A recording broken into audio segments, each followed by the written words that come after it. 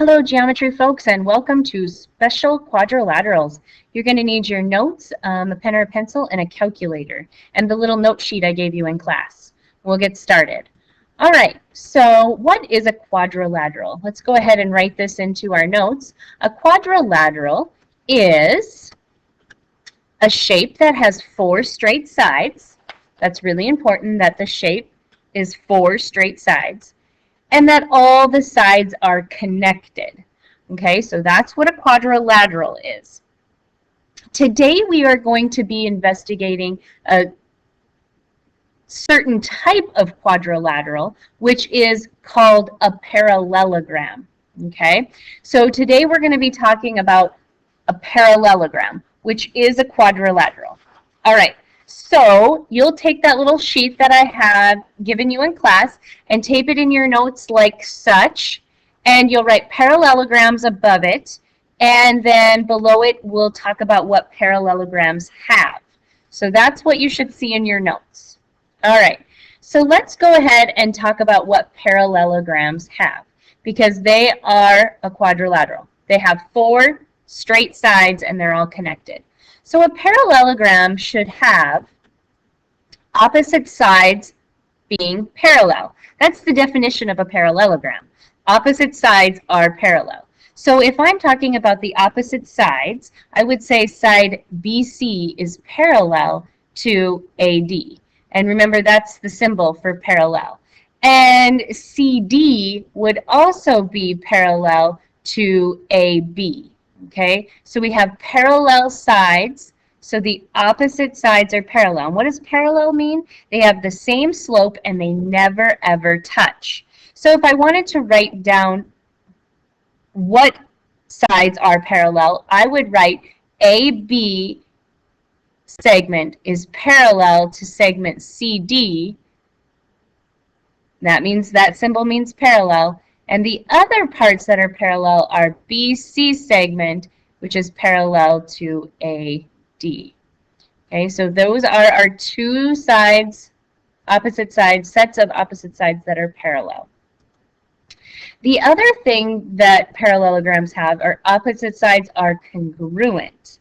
Okay, so if opposite sides are congruent, I would mark them by a little hash mark. So we would say AB is congruent to DC, and we would say BC is congruent to AD. And I can make those marks up on my parallelogram, and then I can write that. If I write that, I would say AB segment is congruent, there's the congruent symbol, to DC, and BC is congruent to AD. Okay, what other things do parallelograms have? Well, parallelograms have opposite angles being congruent. That means they're equal. So opposite angles are congruent. So A would be congruent to C, and D would be congruent to B. Okay, so angle B is congruent to angle D, and angle A is congruent to angle C. All right, we're still not done. Make sure you get this all in your notes. Consecutive angles are supplementary. Consecutive means right next to each other. So angle A is consecutive to B, so they would be supplementary. Do you remember what the word supplementary means? That means add up to 180. So I'm going to take and do this one up here. Angle A would be plus angle B would equal 180 because they're consecutive. Another set of angles that are consecutive would be B and C. So angle B and C also add up to 180. Angle C and angle D add up to 180. And angle A and angle D also add up to 180. Okay? And then one more thing that a parallelogram has is each diagonal is bisected by the other. So diagonal means I go from one angle, so angle A, all the way across to angle C, and then angle B across to angle D, they're going to intersect at a point, point E, and they're going to bisect each other, which means this side will be congruent to this side. So AE is congruent to EC, and BE will be congruent to ED. So segment BE would be congruent to segment DE, and segment AE would be congruent to segment EC. Okay, so each diagonal is bisected by the other, which means it's cut in half. All right, now that we have learned all the special things about a parallelogram, we're going to do a couple of examples. All right, here we go. Example number 1 says, given this parallelogram, okay, we're knowing that it's a parallelogram and it has the parallel sides, and that's the definition, remember, that we want to find the measure of angle L. So if we want to find the measure of angle L, we're going to look for angle L. Angle L is right here, and we know angle M. What do we know about angle M and L based on our rules of parallelograms? Well, we know that the measure of angle L plus the measure of angle M will be equal to 180 because they're consecutive, which means they're right next to each other, and consecutive angles are supplementary. So we can fill in the information that we have. So the measure of angle L plus the measure of angle M, which is 135, is equal to 180. Subtract 135 from both sides, and the measure of angle L would be 45 degrees. So we're going to use the properties and information that we know about parallelograms to solve parallelograms. Okay, let's try another one. We just have 2 more. I have parallelogram ABCD. We know they're parallelograms. We got the parallel symbols here. Find the value of x. Well, here's the value of x. Here's a value of x. We have angle A and C.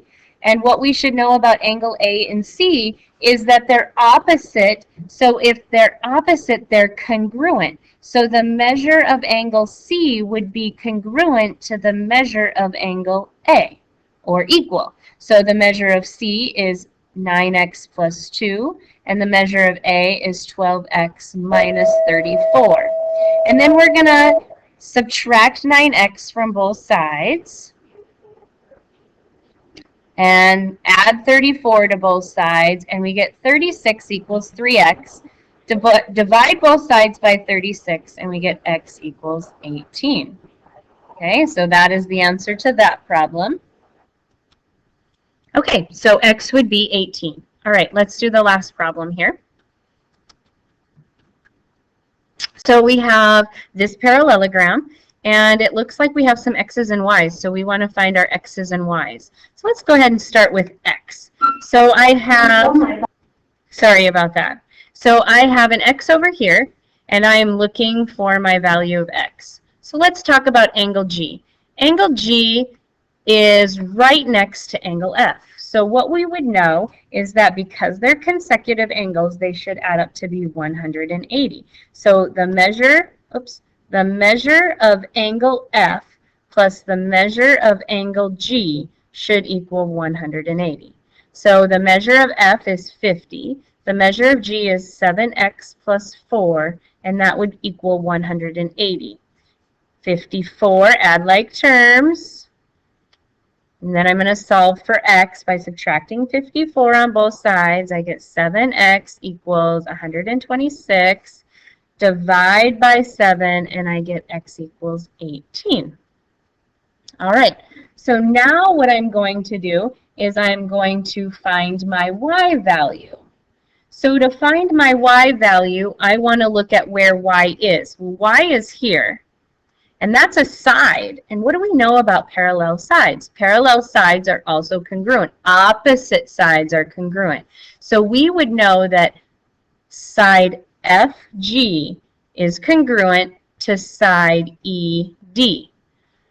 FG is 6y minus 9, and ED is 21. So I'd add 9 to both sides. I get 6y equals 30. Divide by 6 and I get y equals 5. So the properties of parallelograms are very important, so I hope you have those in your notes. And using those properties to solve and answer questions with parallelograms is what we're doing. Thank you for taking good notes, and that's all. Yeah.